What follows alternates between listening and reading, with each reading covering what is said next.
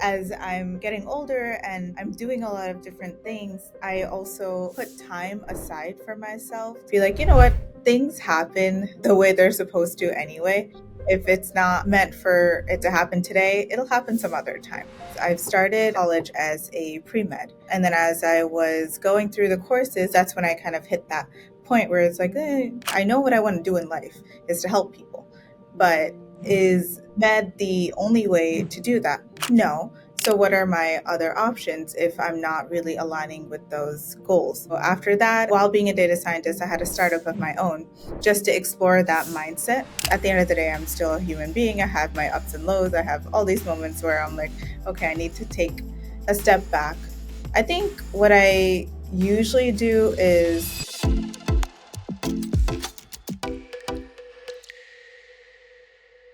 Rashmi Ketha, thank you so much for being on Becoming You. How are you doing? thank you so much, Katrina. I'm doing well. It's day after a long weekend, so it's always busy, but really, really nice to be here. Thank you for having me. Yeah, glad to have you on. I know you were on Winning Wednesday too, so I'm sure the audience is excited to have you back. Any updates for them? Anyone that's been following along on your life or what you're up to? Oh my God. I think Winning Wednesday was a while ago now. So, major update professionally is that I changed companies. So, I got a new role at now, I was previously at Verizon, and then now I'm at JP Morgan Chase, working as one of the product managers for the Chase mobile app. So, that's one of the major updates that I have for people. And then I'm sure we'll uncover. Oh, I love that. Absolutely. Yeah, we can dive into all of those. As a loyal Chase customer myself, I love the mobile app. So that's a plug I didn't expect to give right now, but I'm happy to. Thank you. That's too funny. Yeah, absolutely. And yeah, some of the stuff that we're going to dive into, I feel like we kind of just went through right now. And I love how we're both like just so calm rolling with the punches, but it took a little bit to even get set up tonight and record this. And I think that that just speaks so much to, at least from my perspective, I'm a lot calmer when I trust the other person and I know that they have good intentions. If I feel like things are chaotic and I don't know them that well, I have a harder time giving them grace or the benefit of the doubt or things like that. So that's just like a tidbit about my own evolution. But I'm curious, how do you just in that moment stay calm and work through, problem solving skills? Oh, yeah. I mean, it's starting with as small as something like today, where we just took a while to get set up, and it's like what's called a technical glitch or like technical difficulty, to something as big as something that could go wrong at a job or like in your personal life. I don't know.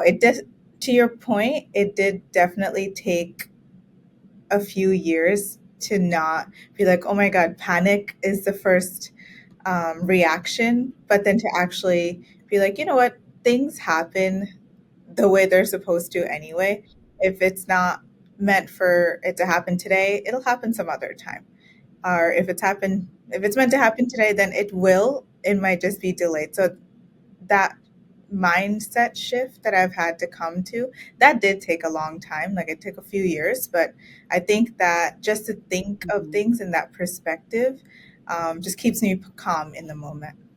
Yeah, what a great way of framing that too. Thank you for sharing that. Yeah. And I wanted to start us off just kind of, yeah, just diving a little bit into your past. Is there a favorite story that you like to tell or anything that you want to share that was kind of impactful in your life and shaped who you are today? I know you were on a podcast with East School for Girls and got to share the origin of your name. Rashmi is, from a ray of sunshine, which I love that story. And if anyone hasn't heard that episode, definitely check it out. But yeah, is there anything that you also like to share that you kind of look back on and you're like, wow, that really influenced who I am today? Yeah, definitely.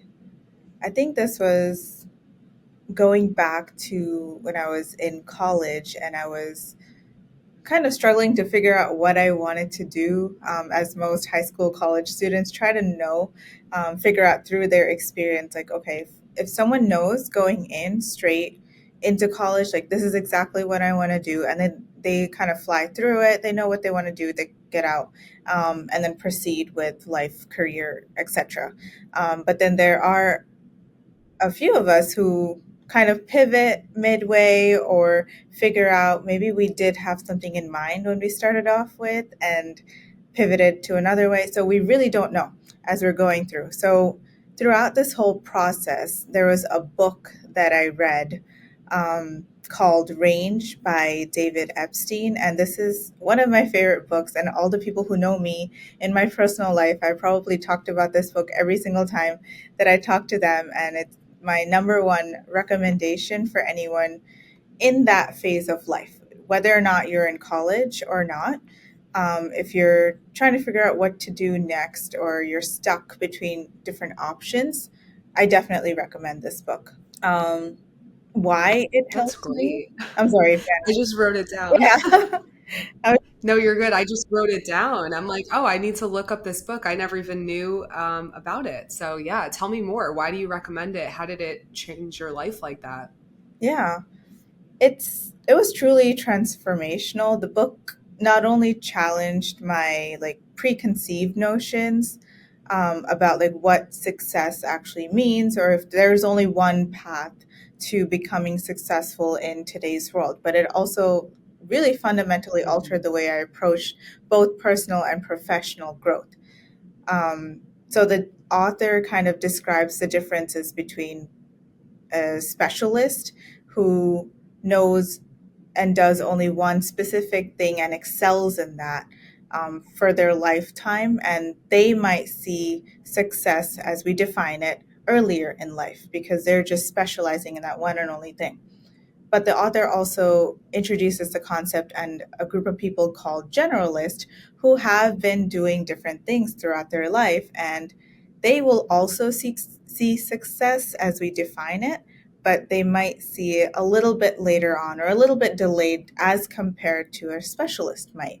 So you know how it is, like how competitive places might get, where, especially in college, you'll see some of your teammates or your peers succeeding who knew what they wanted to do coming into college. You'll see them be like, hey, I got this like amazing job. I landed this. I did that. I did this.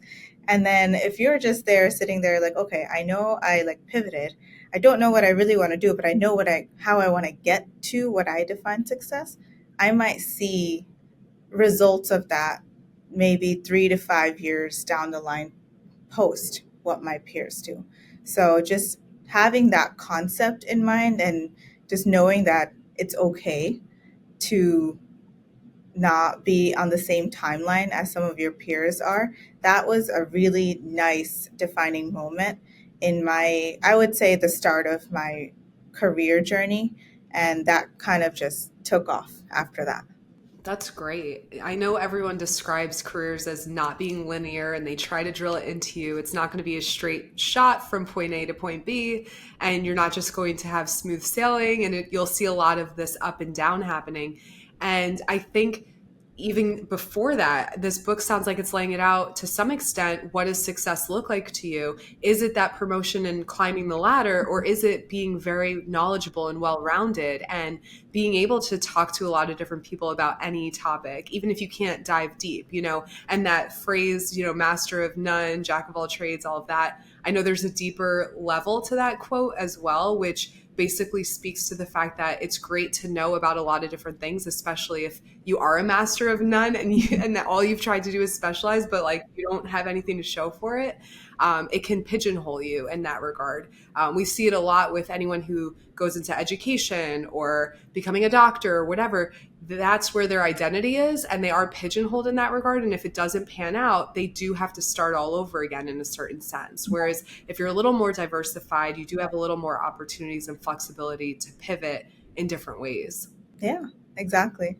How did you decide that you wanted to specialize in product management? It's product management, right, that you Yes. do? I Yeah. should know this by now.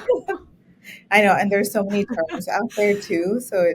I feel like that term kind of evolved as the years went on, but it actually goes back to like the book and like what I've learned from that period of my life to now is I've started college as a pre-med major. And then as I was going through the courses, that's when I kind of hit that point where it's like, this is probably not like I know what I want to do in life is to help people. But is med the only way to do that? No. So, what are my other options if I'm not really aligning with those goals, the long term goals?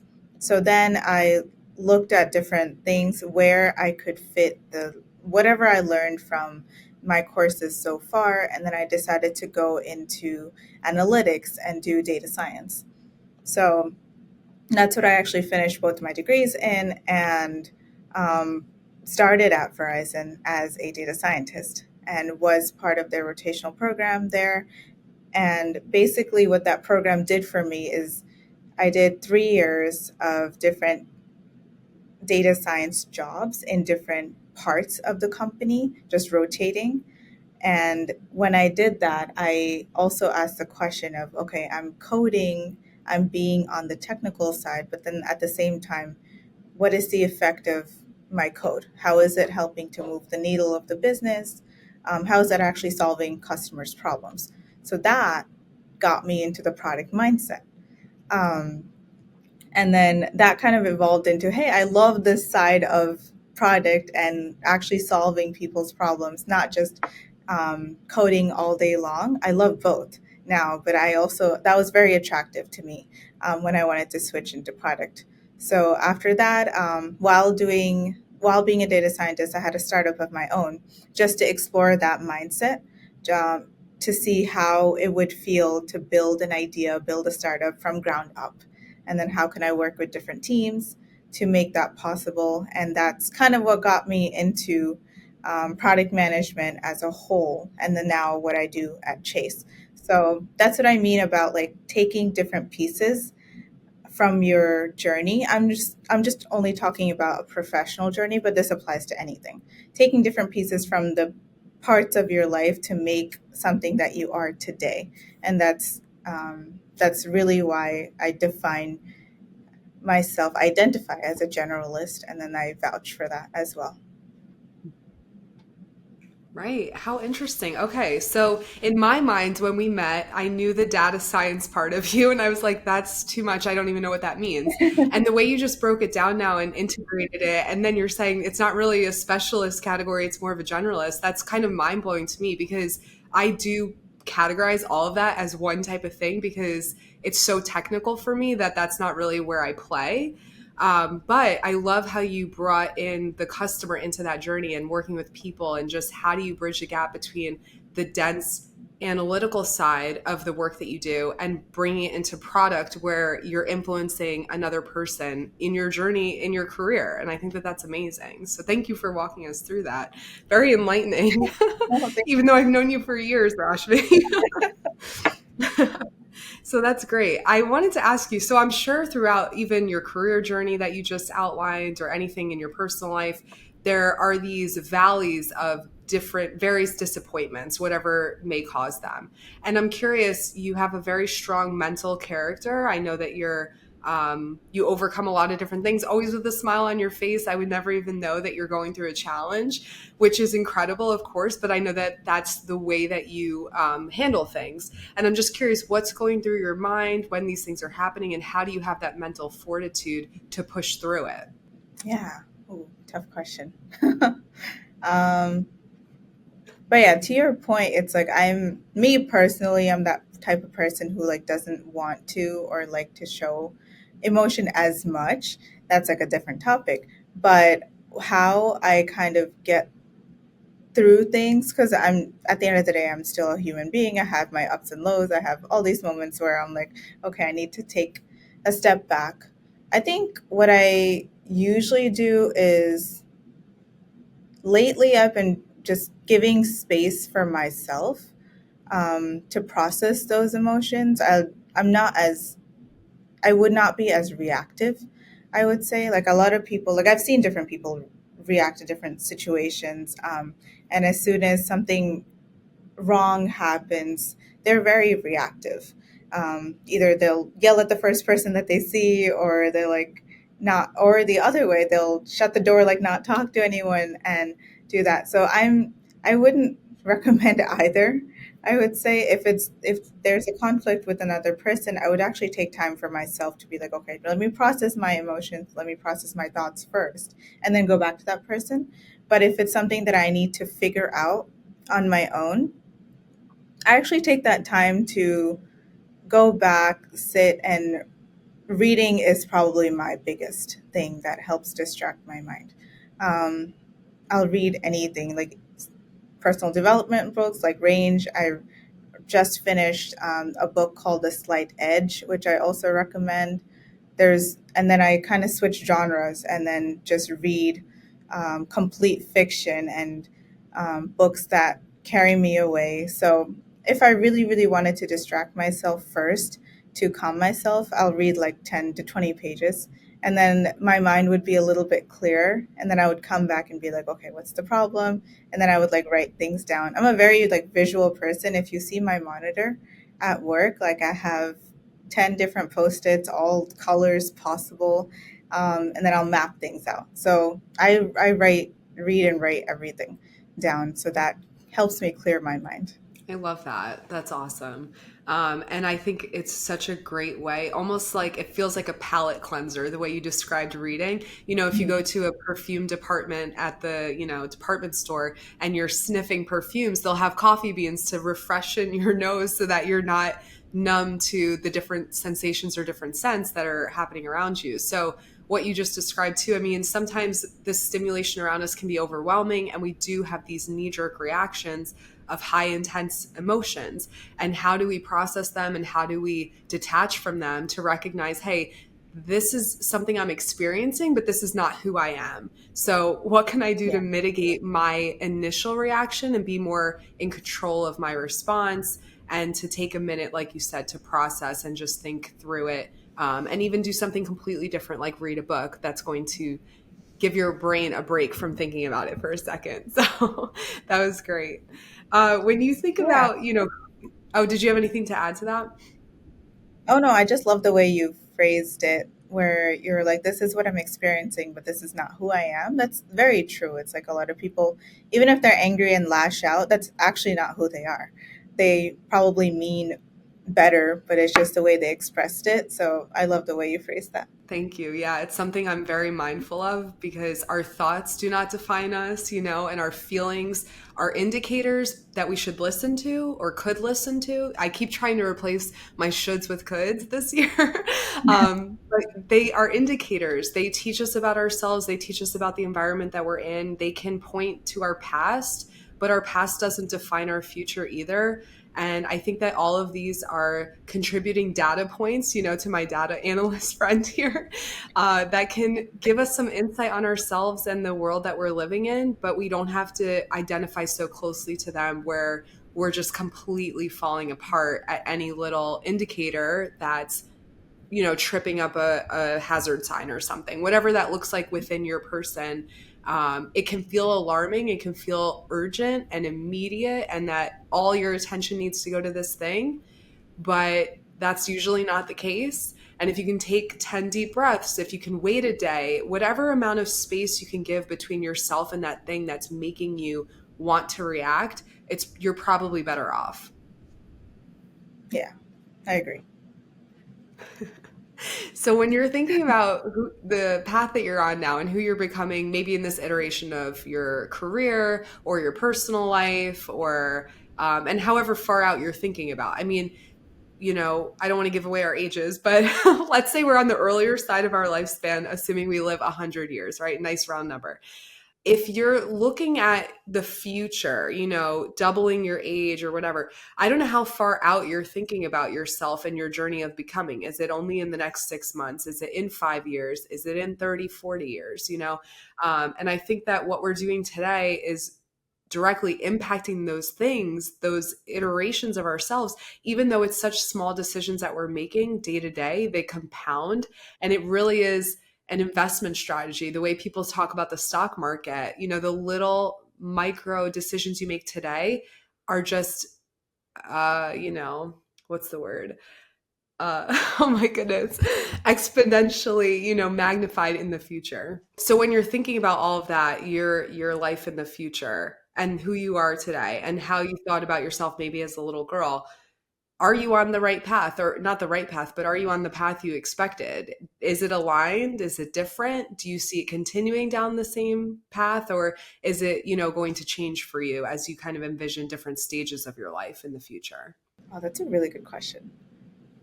I wouldn't uh, I wouldn't define it as like one particular path that, or put some like any guardrails around a particular path. I think the way that I envision myself to approach life is in a way with probably three things. Definitely like gratitude.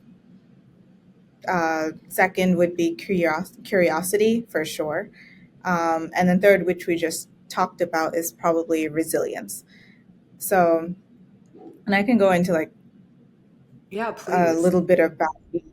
Um, so, gratitude is probably like that constant companion in my journey. So, I appreciate like all my support systems, the mentors, my family, friends, and moments of like just pure happiness that have guided me along the way and that keep motivating me along the way. Even the challenges in retrospect that we talked about are supposedly like invaluable teachers. They always push me to discover my own strengths, my capabilities, where I can work on, which are my weaknesses that I may or may not have otherwise recognized. So I see gratitude as one of probably like I would define it as my three pillars to keep constant in my life as I keep going. Um, the second one is curiosity, and this is probably my biggest one. I approach what you say becoming with a mindset of curiosity because I want to be always eager. I want to always explore new facets of myself and the world around me. So maybe to answer your question a little bit more, I this Rashmi is probably not whom I envisioned when I was maybe 5, 10 years old, but I know looking back, if 5, 10 year old me saw myself today, she would be very proud. Um, so whether that's through meaningful relationships, through perspectives that I see, through diversity, engaging in any new experiences, I find that each interaction throughout my life adds that depth and richness to Mhm. what I am building towards my personal narrative and what that is. And last but not least is obviously resilience. And that one, there's always that sense of becoming in a continuous lifelong process. And there are ups and downs, like how we just talked about, and how well we handle those downs and how well we pick up from those and become resilient. I think the higher our highs will be, or the happiness or the more positive moments in our life will be. So, definitely those three, I carry those words with me throughout my life. And I think that's my defining my journey of becoming who I am later on to however long we are here. Right, right. And I know we don't have any set time frame. I mean, we could pass tomorrow, but I like to envision as far out as I can, mentally, and think about, okay, if I am here this whole time, what am I going to do with that time? And I love how you shared those three pillars. It's incredible. I had words that came to my mind as you were saying each of those, and what they meant for you. And earlier today, I listened to just kind of a clip on whatever. But anyway, like this woman, she was going through 5 different counterintuitive tips that help with your mental health. And one of them was about if you're feeling a lack mindset, if you're feeling like you don't have enough in your life, you're not leaning into abundance, you don't feel that. She said, practice gratitude. What can you give? How can you show up differently? And I thought that that was great because as you're describing just being, having those elements of gratitude, it just goes such a long way. And then curiosity and the moments of your lows, like pushing through resiliency. I feel like if we get curious about those moments, they can teach us something, even if things aren't going the way we want them to. And we were sure that this is going to work this time, and then it doesn't for whatever reason. there's something that those experiences can tell you and teach you if you get curious. And other folks that you meet can teach you different things if you're curious, right? Rather than being Yeah. judgmental or thinking that we know everything already. And I think that that tends to be a trap that we fall into where, instead of getting curious, we want to feel in control, feel confident, and assume that we know what's going on and we know the best outcome. And that's not always the case, So if you can just take a minute, breathe, get curious, you may wind up on a new path altogether that you didn't even see coming. And it's just because you took the time to explore and get creative. Yeah. No, I love that. And I love how you mentioned, like, I'm curious to know, like, what the other five points of, like, the mindset that you just mentioned. So if you want to I share, have go them. ahead. Okay. I'm always ready on these shows because these things come up I constantly. know. Okay. I will walk you through them. So the first one is if you want to decrease your fear and anxiety, then stop trying to keep yourself safe. Stop chronically trying to protect yourself. And number two, to be happier, you need to wholeheartedly welcome your grief. Number three is the lack one that I just talked about. Instead of focusing on what you don't have, focus on what you have to give. And obviously, I allude to Mhm. gratitude in there. And number four, if you're feeling out of control, stop trying to control things. And number five, if you're feeling unloved, just lean into love, love, love. She just repeated love like 3 or 4 times. And their name is Andrea. My friend follows them on Instagram, sent me the video, and then turns out Andrea makes a lot of poetry that apparently like cuts to your core. So I'll have to tag them below if anyone's interested in checking out their content. But yeah, those 5 things came from a reel they put together, and I copied them down because it's just helpful reminders. When you're feeling stuck in life, how can I move through this and realize that my self-worth, my value as a person, it's not defined by all these things going on around me or the people that are making me feel a certain type of way.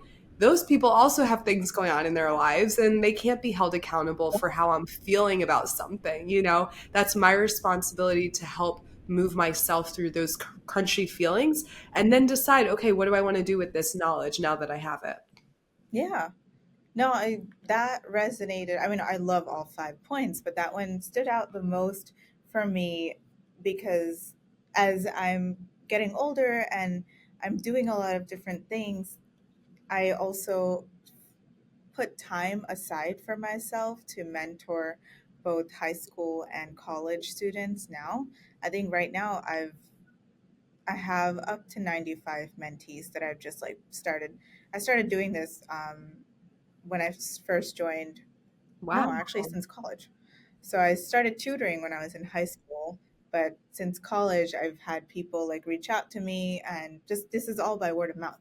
So why that resonated so much to me is because when I was a kid, like I've always wondered why, like some of the seniors or some of the older people, like why aren't they helping as much? Like you've literally been through these years, like just 2 3 years ago. So like if I'm asking for help, or if you're like, why isn't there that abundance mindset more prevalent in the world? So my like goal ever since I was in that moment of time is when I am that senior, or I am that person could who others see coming up to or aspiring to be where I am today and then where I'm going later, I'll always be there for them.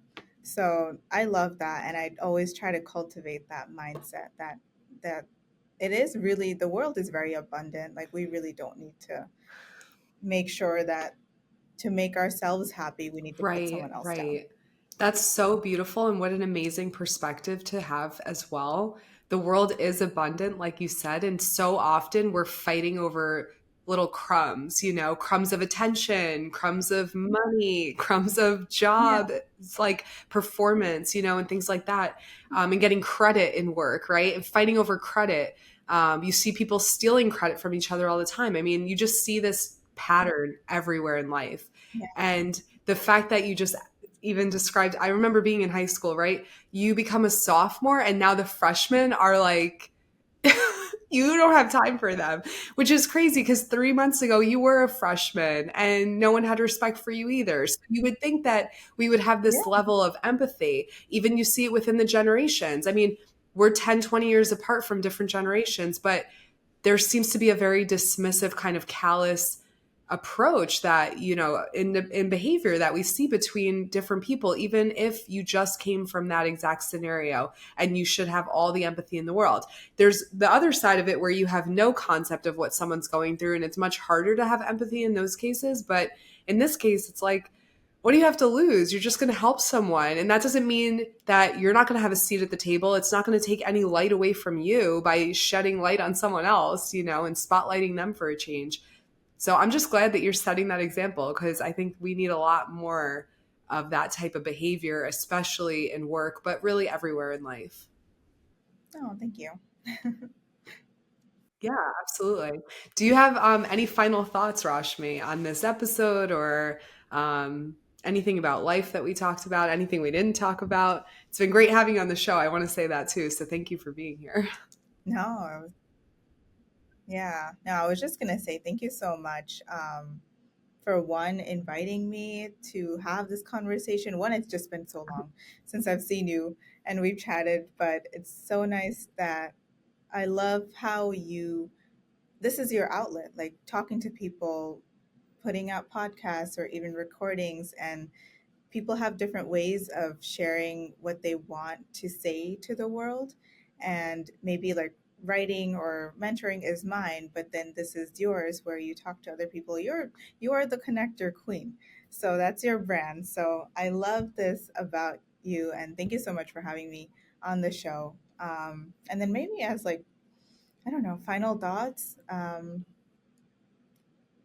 love the concept of the show, just like the journey of becoming who you are, whether or not you know that today or not. I always see that as like a mosaic of experiences, of growth, and then obviously like self reflection, like how we've done so many times today. So life, I love saying like life is an adventure, and I approach it with an open heart, a curious mind, and definitely like a deep appreciation of how we are as humans and how transformative we can actually be if we're just authentic and genuine with each other, through forums like this or just chatting or any other forum. So Thank you, thank you for Rashmi. You having are me. so lovely. Glad to have you here. You are my most important listener, and I can't thank you enough for spending your time with me. If this content resonates with you, then hit subscribe. Connect with me on LinkedIn, Instagram, and YouTube by following @ConnectorQueen. Thank you for tuning in, and I'll see you again on the next episode of Becoming You.